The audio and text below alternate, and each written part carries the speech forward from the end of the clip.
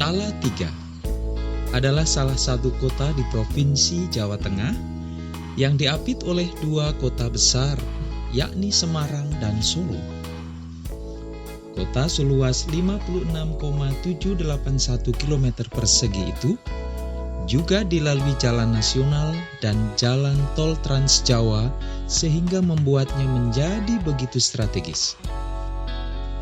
Kota itu memiliki udara yang sejuk dan panorama indah karena letaknya berada di kaki Gunung Merbabu.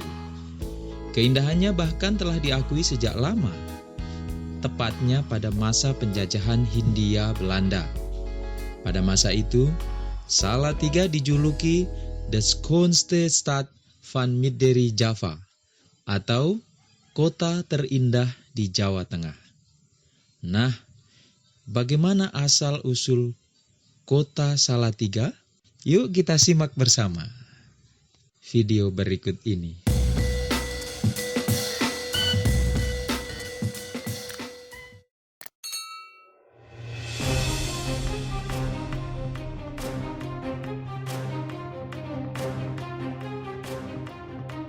Kisah asal mula kota Salatiga.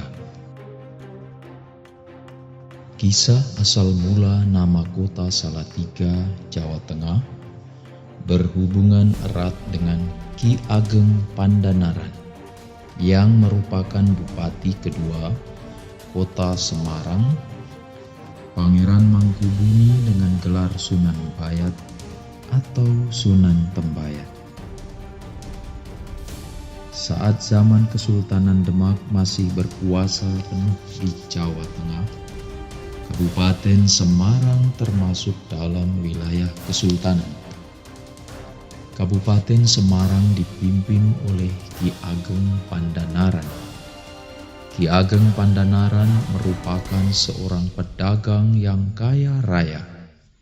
Namun, seiring berjalannya waktu, Ki Ageng Pandanaran malah sibuk memperkaya dirinya sendiri, sampai melupakan kesejahteraan dan keamanan rakyatnya. Menurut kabar, Sunan Kalijaga yang pada saat itu merupakan penasehat Sultan Demak, ia berniat untuk mengingatkan Ki Ageng Pandanaran dengan cara menyamar menjadi seorang penjual rumput. Suatu hari, Sunan Kalijaga mendatangi Ki Ageng Pandanaran. Ia berpura-pura menawarkan rumput. Ki Ageng setuju membeli rumput tersebut, tetapi dengan harga murah. Sunan Kalijaga menolaknya dengan alasan harganya terlalu murah.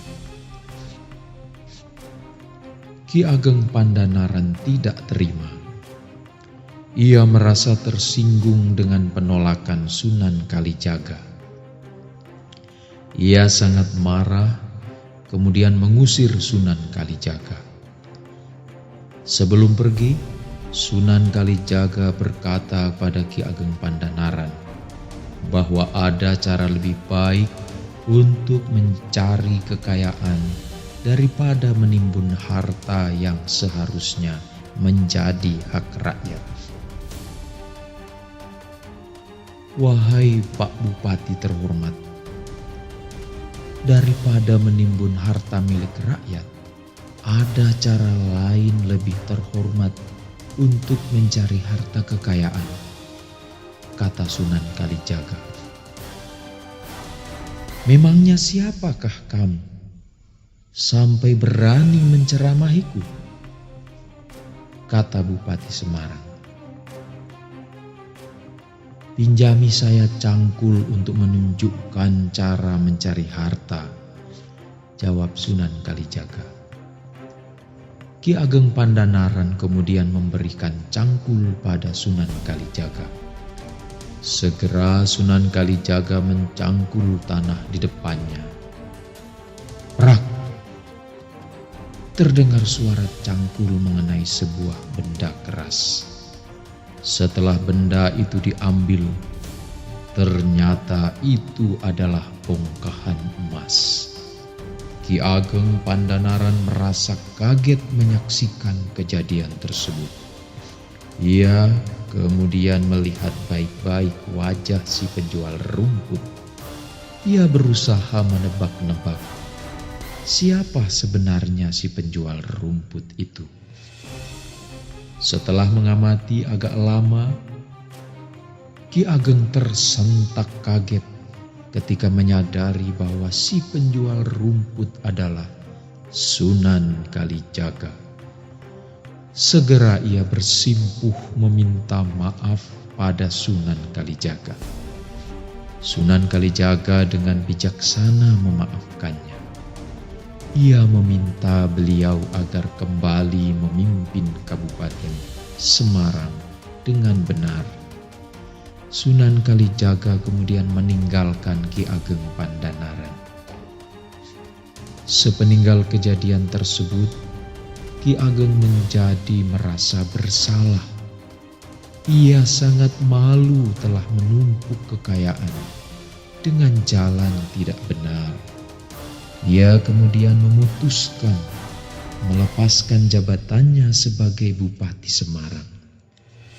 Untuk menebus kesalahannya, ia akan mengikuti jejak Sunan Kalijaga, menjadi seorang penyiar agama dengan mendirikan sebuah pondok pesantren di Gunung Jabaikat. Nyai Ageng yang mengetahui rencana suaminya menyatakan akan mengikuti jejak Ki Ageng. Ki Ageng Pandanaran menyetujui keinginan Nyai Ageng dengan syarat tidak boleh membawa harta benda. Tibalah saat keberangkatan Ki Ageng dan Nyai Ageng ke Gunung Jabaikat untuk membangun pondok pesantren. Sebelum berangkat, Nyai Ageng sibuk mengumpulkan perhiasan untuk ia bawa.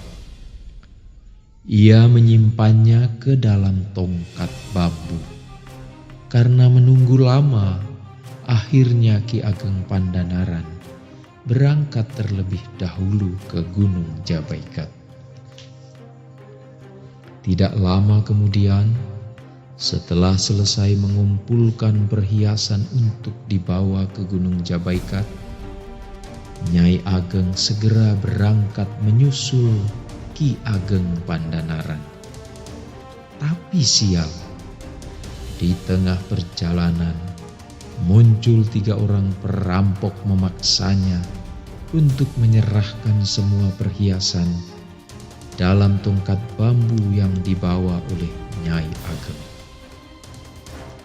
Karena tidak mempunyai pilihan lain, Nyai Ageng pun menyerahkan semua perhiasan yang ia bawa kepada para perampok.